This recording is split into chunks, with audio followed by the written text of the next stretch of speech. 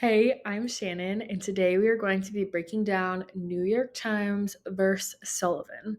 This case is from 1964, and there are still so many ongoing conversations about if this case should be overturned, modified, or kept the exact same.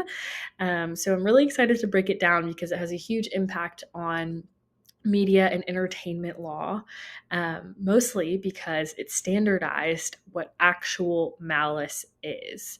And it also established a lot of grounds for protecting the press under the First Amendment.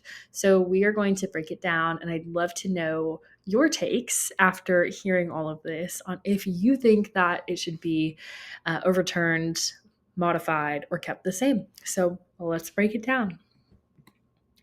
New York Times for Sullivan basically established that public officials have to prove actual malice in order to win a defamation case. So I said actual malice on the first slide. I'm saying it again now. What does that mean? Oh, I'm glad you asked. I'll tell you. It means that they need to show that something was said either knowing it was false or with reckless disregard for the truth. And this created a really strong protection for the press under the First Amendment. And I think that this standard made a lot of sense for the time that it was created. During the civil rights movement, it was very important that journalists could report on government actions without fear of being sued into silence. The court wanted to protect open and honest debate, even if not every detail was perfect.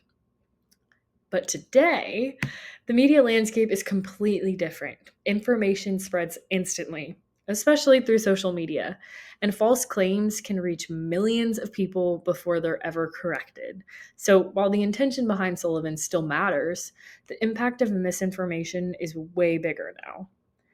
We can also see this in some of our standard cases more recently that we've had. So, in Palin versus New York Times, for example, even though there was a false statement, the court still upheld that high actual malice standard, which made it really difficult for her to win. And in Dominion versus Fox News, we saw how damaging false information can be on a large scale, even when there was internal concerns about whether or not the information was accurate. Because of this, my personal take is that I don't think that Sullivan should be overturned, but I do think that it should be modified. One possible change could be slightly redefining what counts as reckless disregard, especially when journalists or media organizations don't follow basic verification standards. Another option could possibly be recognizing that not all public figures are the same and maybe adjusting that standard depending on how much access someone has to respond publicly. Lastly, my personal suggestion would be placing a little bit more emphasis on clear and timely corrections to help reduce the long term impact of misinformation. Overall, Sullivan is still very, very important for protecting free speech, but I do think that updating it with all of our times of media and fast paced information would create a better balance for protecting the press and holding media accountable in today's environment.